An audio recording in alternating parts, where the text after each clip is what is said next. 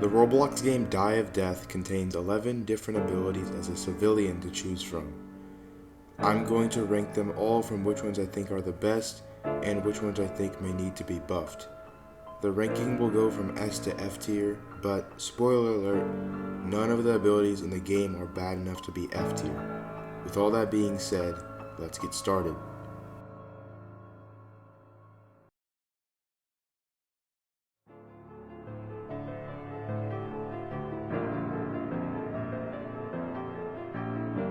So we have Adrenaline first. Now, I think this ability is just middle of the road. It can be useful at times, but against smart killers it will not be much of help. Honestly, this is just because of the end lag after the ability is done. Using this ability at full stamina is 100% the best way to go, but most of the time killers will also have full stamina and you will have gained no distance. Adrenaline isn't all bad though. There will be times where you can catch killers off guard when they have no stamina, but those times are very rare. I'd put Adrenaline at C tier.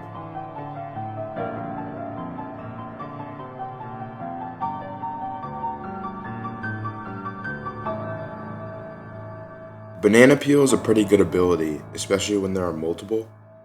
It can be used to completely wall off areas or to catch killers off guard behind corners. Banana is also really effective whenever the killer is stunned, because you can basically do a second stun right after the previous one. There isn't really much for me to say about this ability, but it can be extremely frustrating to deal with as a killer. I would say Banana Peel is A tier.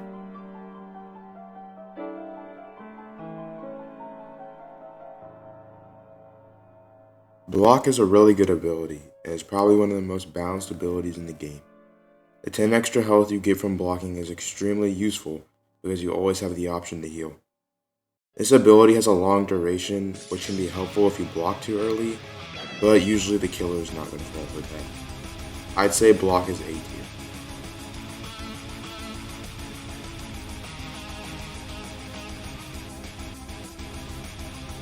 Bonus Pad is easily one of the best abilities in the game. You can extend a loop for 40 seconds and they can stack, which gets you even more speed. There is no way for killers to break bonus pads unless they hit you while you are building it. While I talk about this ability, I should talk about what it gets replaced with when combined with Caretaker. I will not separate the Care Pad from the bonus pad because it's a replacement, but the Care Pad is also insanely good, healing 5 HP each second it is stood on. I'd say bonus pad is an S tier. It is really good.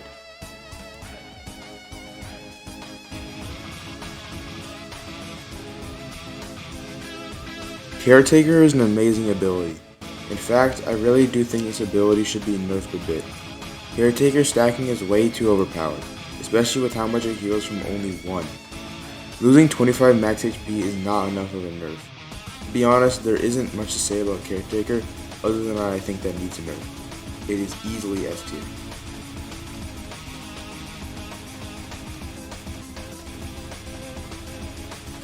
Cloak is a great ability. It would be S tier, but with one of the nerfs that it was given, I have moved it. Now, if the killer hits you while invisible, the invisibility will end, but you still get the end lag. Another frustrating thing about this ability is that the decal on your chest is still visible.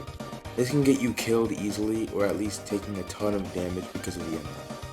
But this ability can still be extremely useful for getting out of chases. I would give Cloak an A tier.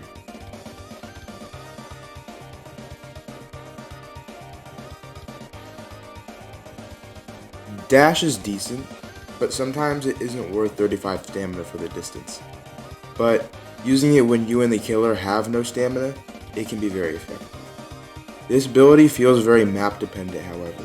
On glass houses, dashing while falling off the high areas gets you an absurd amount of distance. But on maps like HQ, dash has no strong points. So I will give dash an A/B tier. It's just hard to rank.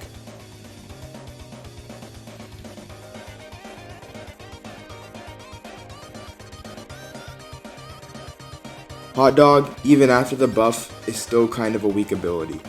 Keep in mind that 4 out of the 5 killers in this game have more than 100 stamina. Even losing 10 or 15 stamina in a match can completely screw you over. Still, it is way better than it used to be, adding 5 extra HP to your health plus the 15 HP heal. But Losing stamina is going to make you completely rely on juking, which is not always reliable. I give Hot Dog a C tier.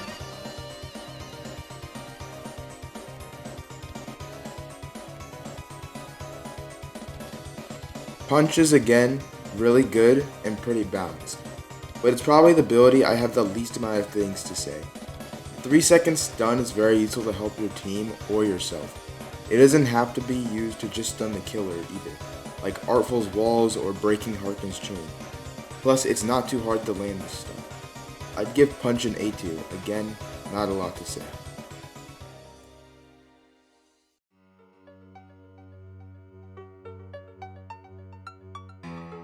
Revolver is better than Punch, but not good enough to move up an entire tier. The stun is only 2 seconds, but it has a blast radius so it can stun if the killer is close enough to a wall. It does reduce your stamina by 10, but it is worse than the ranged stun. The Revolver does need to be reloaded, which is probably the worst part of the ability. Just like Punch, this ability can be used for breaking killer abilities. I should also mention when this ability is paired with Caretaker. If you land a shot, then you heal 10 HP for free. I'd give Revolver an A tier, it's pretty good.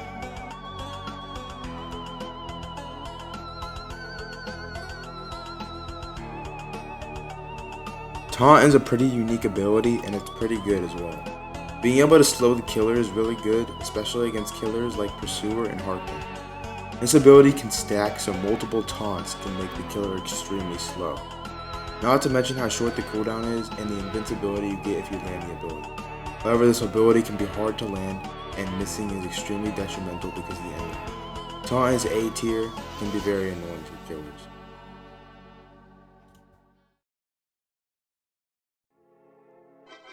And that's all of these abilities ranked. I might make another video like explaining how I would maybe make the ability better, or I would nerf the ability to make it balanced, but I'll have to think about it. Anyways, I guess I would appreciate you subscribing and liking. I'm not going to be like an idiot YouTuber. Bye.